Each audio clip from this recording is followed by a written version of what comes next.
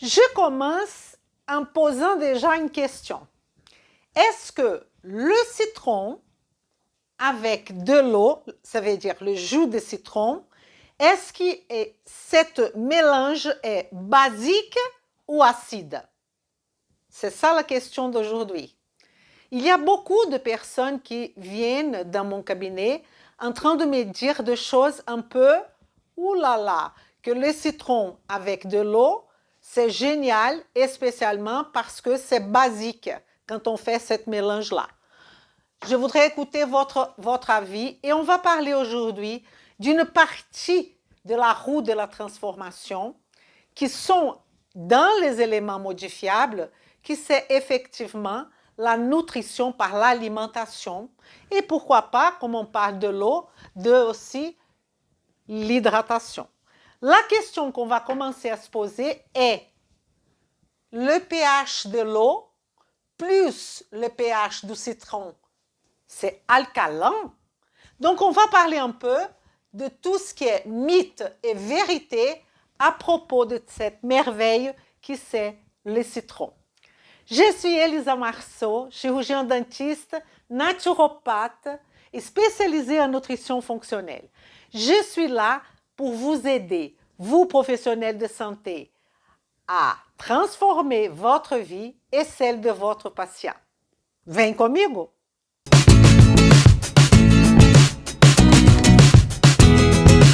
Vem comigo! J'ai vu par des personnes qui se disent d'avoir beaucoup de connaissances à propos de la nutrition en disant que l'eau avec du citron a un pH, et je vais vous montrer ici comment il a calculé ça, un pH de 7,36. On va commencer par le commencement où on va effectivement cette proposition pour commencer notre chapitre sur notre élément modifiable, nutrition et hydratation. On va parler de pH de l'eau plus citron et vous prouver qu'absolument pas, c'est pas du tout alcalin. Donc la réponse, ça sera non. Non, c'est absolument acide. Le citron est acide. Et je vais vous montrer le pourquoi et le comment. OK? Après, on va discuter cette acidité au niveau de l'estomac parce qu'il y a beaucoup de questions autour de ça. Mais on va commencer par l'expérience, évidemment. On prend 5 ml de citron, 5 ml de citron, et on va mélanger avec 200 ml de l'eau. OK? 200 ml d'eau. Le pH du citron, on va dire qu'il est autour de 2. Ça, tout le monde le sait. Et le pH de l'eau, je vais considérer ici cette potentiel de hydrogénation à 7,5. Il faut savoir que ce pH, pour ceux qui ne connaissent pas, ce n'est pas du tout de chiffre absolu. Peut-être vous allez avoir un peu de difficulté d'accompagner mon raisonnement, mais vous savez que vous pouvez rencontrer ailleurs dans l'Académie Marceau, et même ici, si vous êtes, je ne sais pas où vous êtes, mais si c'est YouTube, vous allez avoir des explications sur tout ce qui est acide basique en chimie inorganique, ici même dans notre chaîne. Alors, 2 formules obligées. Donc, on va commencer par la première formule.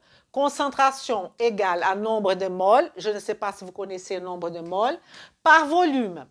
Alors, et il y a aussi la formule du pH. pH égale à moins log de H3O+.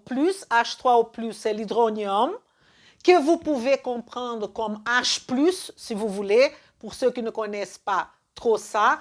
En fait, ça, c'est la marque de l'acidité. Si vous voulez, ça, on est en train de parler des théories d'Arrhenius, théorie de Lewis, théorie de Bronsted-Lorrain. Tout ça fait partie de ce sujet pH et de l'hydronium.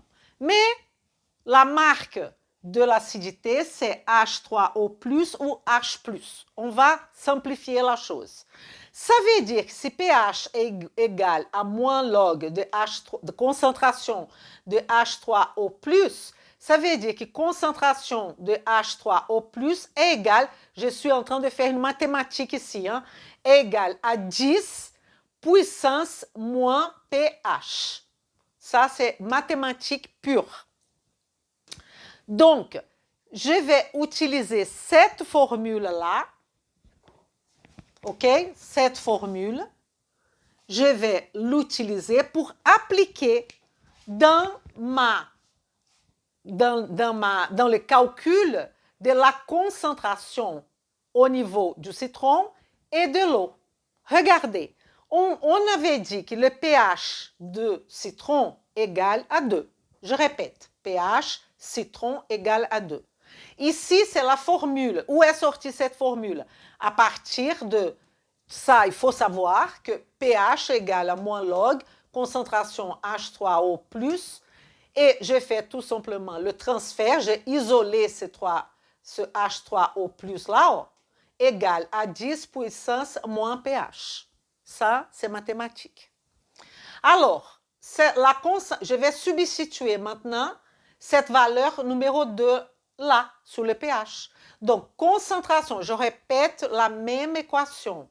Concentration H3O+, du citron, égale à 10, je répète le 10, puissance pH. Le pH du citron, c'est 2. 10 puissance 2 mol par litre. OK? Mol par volume, mol par litre. On avait dit alors qu'on sait que c'est 5 ml de citron. Donc, pour 5 ml de citron, je vais avoir cette concentration-là. OK? On va appliquer cette même formule qui est en rouge pour l'eau. L'eau, on avait dit que le pH égale à 7,5. Ça veut dire que le pH de cette bouteille d'eau est égal à 7,5. Ça, c'est écrit dans toutes les étiquettes de bouteilles, n'est-ce pas? Donc, pH de l'eau égale à 7,5. Je reprends ma formule.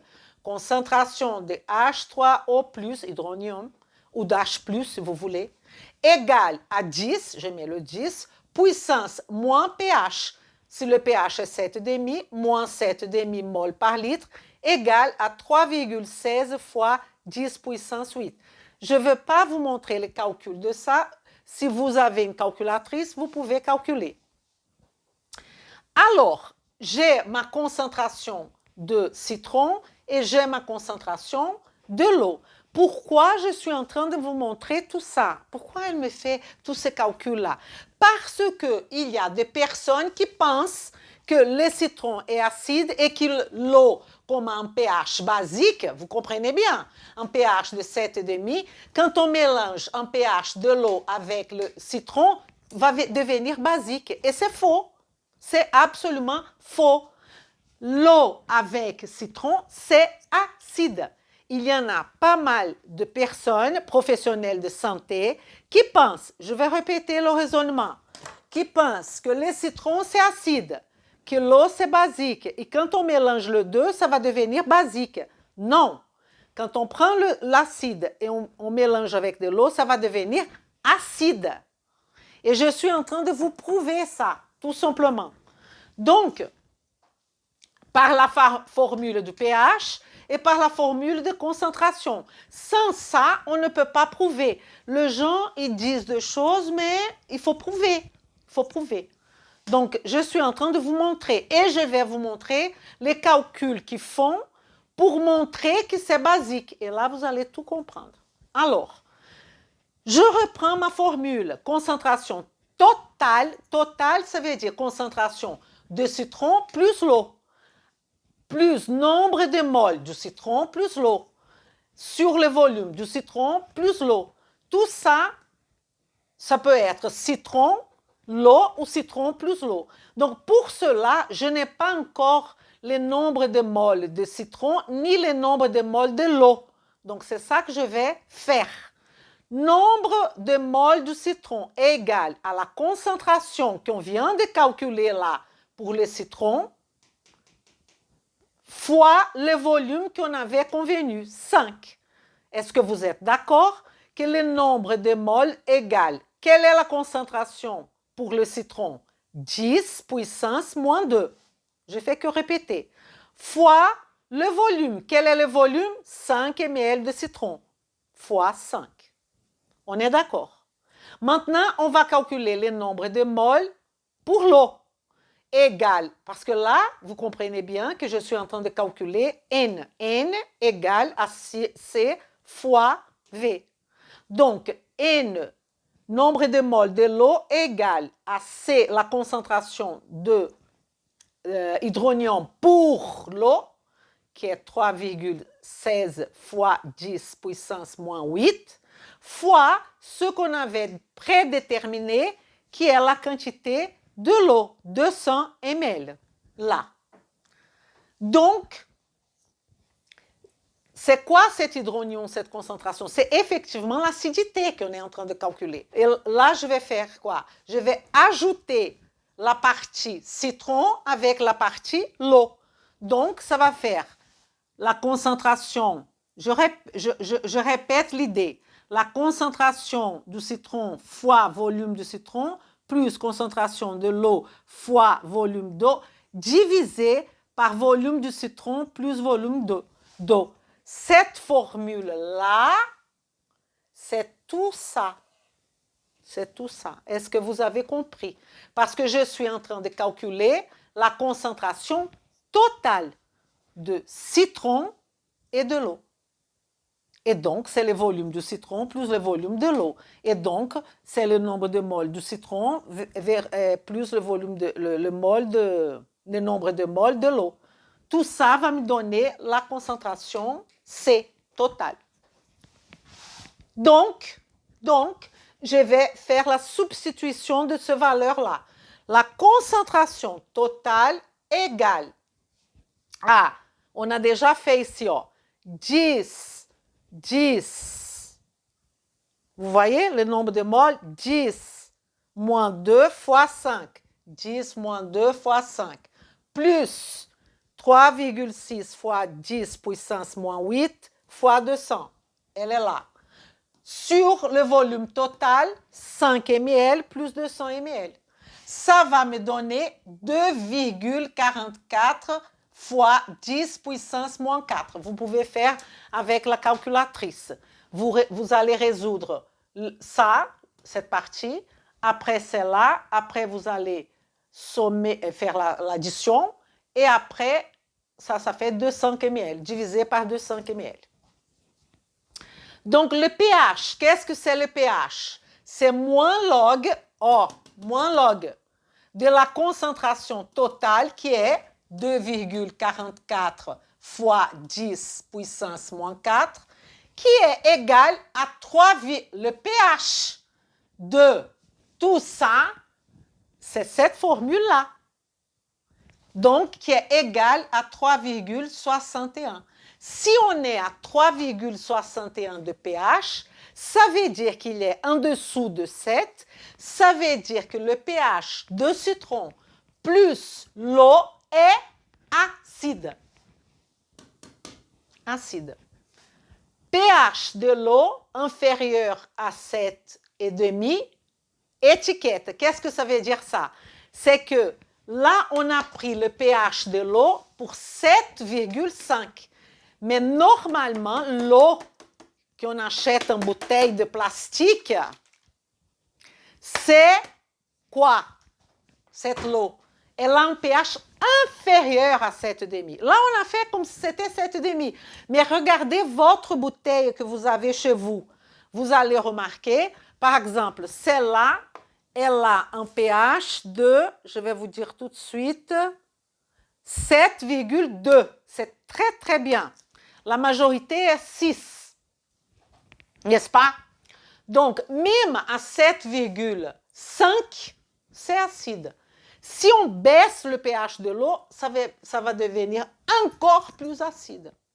Maintenant, je vais vous montrer les calculs que les gens font. L'erreur. Ils prennent, pour calculer l'acidité, ils font pH du citron fois volume du citron. Ça veut dire pH du citron 2 fois le volume du citron, 5, plus pH de l'eau fois le volume de l'eau. Donc, 2 fois 5 plus 7,5 fois 200 ml divisé par le même 205 là. Ça, ce n'est pas du tout la façon qu'il faut faire. OK? La façon qu'on fait le calcul, c'est comme ça. Ça, c'est une moyenne arithmétique. Arithmétique. Ah, je ne sais pas. Ça, c'est la moyenne qu'on appelle moyenne arithmétique en portugais. On prend le pH et le volume du citron, le pH et le volume, on va faire une addition et diviser par le volume. Ça va donner 7,36, mais ça, c'est complètement faux. Et pourquoi je vous dis tout ça aussi? C'est pour on va commencer à quelques conclusions. Là, je vous montre l'importance de la science fondamentale. Il va falloir connaître effectivement les lois de acide, lois basiques, ça veut dire les théories de Bronsted, théorie de Lewis, théorie de Arrhenius. Il va savoir comment on calcule un pH. On n'a pas besoin d'aller profondément, mais au moins savoir logarithme, par exemple. C'est quoi le logarithme? C'est le contraire de la radiation. OK? Si vous commencez à comprendre, donc là, il y a un peu de mathématiques, mais ce n'est pas hyper compliqué. Ce n'est pas mon but aujourd'hui, parce qu'on a ça. Vous pouvez regarder ça si vous voulez, pour comprendre qu'est-ce que ça veut dire pH, parce que pH, quand on passe de 1 à 2, c'est quelque chose d'énorme. C'est exponentiel. Ce n'est pas qu'on va augmenter de 1, on va augmenter de 100, après de 1000, après de 10 000. Après de 100 000 en pH 1 à 2 à 3 à 4. Et donc, c'est très important de montrer l'importance de la science fondamentale pour la compréhension du corps humain, pour la compréhension de la nutrition. Et deuxième point, là, je ne sais pas, parfois j'entends ça, l'alcalinisation du sang. On a un sujet énorme qui est pour l'homéostasie du corps, qui c'est nos systèmes tampons, qui peut se faire par la peau, qui peut se faire par le poumon, qui peut se faire par le bicarbonate, qu'il y a plusieurs molécules qui sont molécules qui vont tamponner. Soit elles vont agir, c'est quoi la substance tampon? Soit elle va agir comme une substance qui va alcaliniser le milieu, soit elle va acidifier le milieu, parce qu'il faut respecter le pH qui est très petit. Nous avons un pH très serré de 7,38 à 7,42 qui ne va pas bouger. Pourquoi il ne va pas bouger? Je peux vous assurer que ce n'est pas du tout grâce au citron. C'est grâce à notre système tampon qu'il faut étudier, évidemment. OK. Alors, il y a dans le citron beaucoup de cations, potassium, calcium, magnésium. Il y a aussi du phosphate. J'ai mis 3S2, 3P3. Ça veut dire une distribution électronique du phosphore. Le phosphore, je vais dire phosphate. Le phosphore, il a 5 électrons dans la dernière couche. Il a une valence de 5. Donc, il veut gagner des électrons, 3 électrons, pour devenir un octet, comme un gaz noble, n'est-ce pas? Donc, ça veut dire qu'il veut gagner des électrons. Donc, tous ces cations, tous ces anions aussi, cation, anion, ça, c'est qu'est-ce qu'il y a dans les citrons. Principalement, potassium, calcium, magnésium. Sauf que ce n'est pas aussi simple. Ce n'est pas parce que le citron a tout ce cation-là qu'on va dire que c'est alcalinisant. Ça ne se passe pas comme ça. Parce qu'on sait que colonnes 1A et 2A on appelle des ions spectateurs, sont des ions neutres en présence de l'eau, de l'hydrolyse. En tant que les métaux de transition, les fer, le zinc, les cuivres, le manganèse, eux, ils vont hydrolyser acide.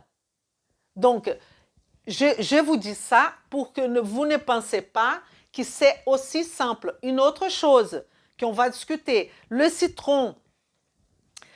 Quand on prend le citron pur, évidemment, ça va brûler tout ça. Hein? Ça va brûler. On ne doit pas prendre le citron pur parce qu'avant de rentrer dans notre œsophage, et ça c'est vraiment fort, il y a la bouche avec l'émail, l'émail de la dent. OK? Et ça, c'est pas possible pour l'émail. Ça va